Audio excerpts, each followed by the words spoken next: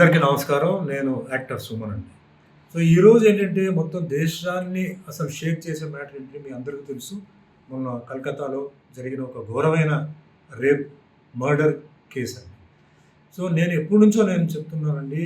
మన భారతదేశం అంటే 75 ఇయర్స్ అయినప్పుడే నేను చెప్పాను చట్టం మారాలి. శిక్ష చాలా తక్కువగా ఉంది. ముఖ్యంగా మహిళల విషయంలో రేప్ గాని, మొలెస్టేషన్ గాని ఇలాంటి వాటిలో చాలా సాఫ్ట్‌గా ఉంది. చేసే అతను మళ్ళీ మళ్ళీ అదే క్రైమ్‌ని ఒక బెయిల్‌కి ఒక అమౌంట్ కట్టేసి చేస్తున్నాడని చెప్పి నేను చాలా సార్లు చెప్తున్నాను. ఇది ఫస్ట్ టైమ్ కాదండి. నా ఇంటర్వ్యూస్ అన్నిట్లో మహిళ రక్షణ కోసం ఎవరున్నారు? సో, మహిళలే వాళ్ళ సొంతంగా వాళ్ళు సెల్ఫ్ డిఫెన్స్ నేర్చుకోవాలని చెప్పేసి నేను చాలా మార్షల్ ఆర్ట్ స్కూల్స్‌కి నేను ఫ్రీగా అంటే పేద పిల్లలు ఎవరైతే ఉన్నారో వాళ్ళందరికీ నేను మార్షల్ ఆర్ట్ నేర్పించమని నేను చాలా మందికి చెప్పడం జరుగుతుంది. సరే, ఓకే అండి. ఈరోజు ఈ విషయం ఏదైతే ఉందో ఇది చాలా అంటే ఒక సైడ్‌లో దుఃఖమైన మ్యాటర్, చాలా సీరియస్ అయిన మ్యాటర్. అది ఎలా జరిగింది? ఎవరు చేశారు? ఇవన్నీ ప్రాసెస్‌లో తెలుస్తుంది. బట్ చాలా ముఖ్యమైన విషయం ఏంటంటే దీనికి అసలు కొందరు సపోర్ట్ చేయడం అంటే what I mean to say దీన్ని ఎట్లా అయినా దీన్ని నొక్కాలని, ఇది బయటకు రాకూడదని చేస్తున్నారు.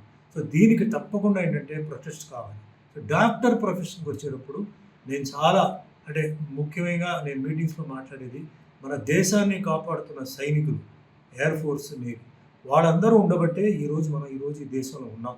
మనకు తెలియకుండా మన హ్యాపీగా ఎంటర్‌టైన్‌మెంట్, జోకులు, పబ్బు, క్లబ్బు అన్నీ చేస్తున్నాం. కానీ వాళ్ళు బార్డర్‌లో ఉండి వాళ్ళ పిల్లల్ని, వాళ్ళ ఫ్యామిలీని వదిలేసి మన కోసం వాళ్ళు చేస్తున్నారు. ఇది ఎవరు పెద్దగా సీరియస్‌గా తీసుకోవట్లేదు. అయినప్పటికీ చాలా చిన్న సాలరీకి వాళ్ళకి ఏదైనా జరిగినా కూడా చిన్న కాంపెన్సేషన్‌తో వాళ్ళు ఉన్నారు. వాళ్ళకి హ్యాట్స్ ఆఫ్. దాని తర్వాత నెక్స్ట్ ప్రొఫెషన్ వచ్చేది పోలీస్. అంటే ఇంటర్నల్‌గా వాళ్ళ బార్డర్ అయితే ఇంటర్నల్‌గా ఏ గొడవ జరిగినా, ఏ రైట్ జరిగినా, ఏ క్రైమ్ జరిగినా, ఏ రౌడీ షీటర్, గూండా, టెర్రరిస్ట్ వచ్చినా ముందు వచ్చేది వాళ్ళే.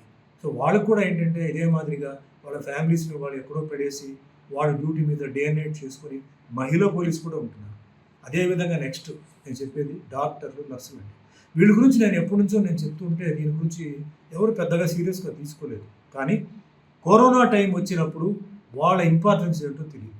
మన బంధువులు, మిత్రులు పేషెంట్ దగ్గరికి రాకూడదు చెప్పినప్పుడు మన బంధువులు కాదు, మిత్రులు కాదు, అభిమానులు కాదు. వాళ్ళు మతానికి, కులానికి సంబంధం లేకుండా వచ్చి దగ్గరకు వచ్చేసి పేషెంట్‌కి సేవ చేశారు. చాలామంది ప్రాణాలు కూడా కోల్పోతున్నారు. సో, ఇది ఒక చాలా పవిత్రమైన ఒక ప్రొఫెషన్. చాలా గట్స్ కావాలి. అలాంటి జరిగినప్పుడు కూడా నర్సులు గానీ, డాక్టర్లు గానీ ఇంకా అదే ప్రొఫెషన్‌లో వాళ్ళు వెళ్తున్నారు. సో, మన దేశంలో మన బాధ్యత అంటే నేను పొలిటికల్ వాళ్ళని, పోలీసు వాళ్ళని, పెద్ద పెద్ద వాళ్ళని చెప్పడం కాదు. మన ప్రజల బాధ్యత ఏంటంటే అలాంటి వాళ్ళకి మనం రక్షణ ఇవ్వాలి. ఏదైనా ఎవరికైనా చాలా విలువైంది ఏంటంటే రియల్ ఎస్టేట్ కాదండి, ప్రాణం. ప్రాణం వచ్చినప్పుడు ఒక ఆపరేషన్ జరిగేటప్పుడు ఆ చేసే డాక్టర్ నీ కులం ఏంటి, నీ మతం ఏంటి అడగరు. కాపాడండి బాబు, నన్ను కాపాడండి బాబు అంటారు. అలాగే నర్సులు కూడా వచ్చినప్పుడు మీ కులం ఏంటి, నీ మతం ఏంటి అని అడగరు. వాళ్ళు చేసే సేవల్ని మనం ఏదో ఒకటి చేయండి అంటారు. అంటే అక్కడ మనకు తెలుస్తుంది కులం, మతం ఇవన్నీ మనకొద్దు. మనకు కావాల్సింది మనకి రక్షణ అని చెప్పి. అట్లా అలాంటి వాళ్ళు అంటే అలాంటి డాక్టర్లు ఈ విధంగా జరగడం అనేది చాలా నిజంగా చాలా బాధగా ఉంది. నేను ఒకటే చెప్తున్నాను, మనందరూ ఎవరికి వాళ్ళు మనకెందుకులే దీంట్లో పొలిటికల్ ఇన్వాల్వ్‌మెంట్, మనకెందుకులే దీంట్లో ఎవరితో ఇన్వాల్వ్‌మెంట్ అలా అనుకుంటే రేపు మీ ఇంట్లో ఒక మహిళ అంటే అది మీ అక్క ఉండొచ్చు, మీ చెల్లి ఉండొచ్చు, మీ కూతురు ఉండొచ్చు. అలా జరిగినప్పుడు మీ రియాక్షన్ ఎలా ఉంటుంది? అంత దూరం దయచేసి మీరు వదలొద్దు. దీనికి అందరూ సహకరించండి. మీ రూట్‌లో మీ ద్వారా మీరు ఏమేం చేయగలుగుతున్నారో దీనికి ఒక పరిష్కారం రావాలి. ఫ్యూచర్‌లో అంటే మహిళలు రాత్రి పూట ఎళ్ళకూడదు, మహిళలు అక్కడికి వెళ్ళకూడదు అంటే అది తప్పు. ఎందుకంటే ఈరోజు భారతదేశంలో రాత్రి పగలు పనిచేస్తేనే వాళ్ళ ఇంటికి వాళ్ళు ఏదో డబ్బులు తీసుకెళ్తున్నారు. సో, డ్యూటీ పరంగా వాళ్ళు అన్ని చోటుకి వెళ్ళాలి. వాళ్ళకి రక్షణ కల్పించాల్సింది ఎవరంటే అది గవర్నమెంట్ బాధ్యత. వాళ్ళు చూసుకోవాల్సింది ఆ డిపార్ట్మెంట్‌కి సంబంధించిన బాధ్యత. అదే మాదిరిగా జడ్జిమెంట్ ఇక మీద చాలా స్ట్రాంగ్‌గా ఉండాలి. ఒక్కసారి ఇలాంటి విషయంలో ఎవిడెన్స్ దొరికి వాళ్ళని అరెస్ట్ చేస్తే కఠినంగా అంటే ఎప్పుడో ఒక లైఫ్‌ని తీసేయడం మళ్ళీ ఒక లైఫ్ పోవాలి. ఆ విధమైన ఒక పనిష్మెంట్ ఇవ్వాలి. కాన్స్టిట్యూషన్‌ని మార్చాలి. గవర్నమెంట్ సీరియస్‌గా తీసుకోవాలి.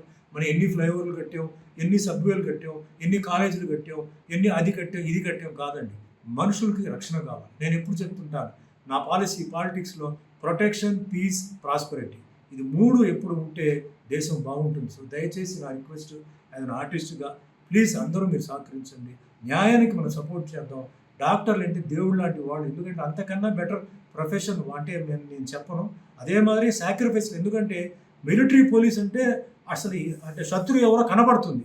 ఇక్కడ వాళ్ళ ప్రొఫెషన్‌లో ఏంటంటే శత్రువు ఎవరో తెలియదు. What I mean to say corona virus, dengue, typhoid, malaria, AIDS, cancer తెలీదు వాళ్ళకి. తెలియనా అంటే వాళ్ళు పని చేస్తూనే ఉంటారు. సో అలాంటి వాళ్ళని కాపాడాల్సిన బాధ్యత మనకుంది, ప్రభుత్వం ఉంది, పోలీసు ఉంది, అందరికి ఉంది. సో ప్లీజ్ ఈ ఒక కేసుని మనం సీరియస్‌గా తీసుకొని ఎక్కడో కల్కట్టలా జరిగింది అని అనకుండా మన ఊర్లో కూడా రేపు జరగవచ్చని అనుకుని దయచేసి మీరు అందరూ సహకరించాలి. So once again it's a request from my side అండి. All the best. Thank you.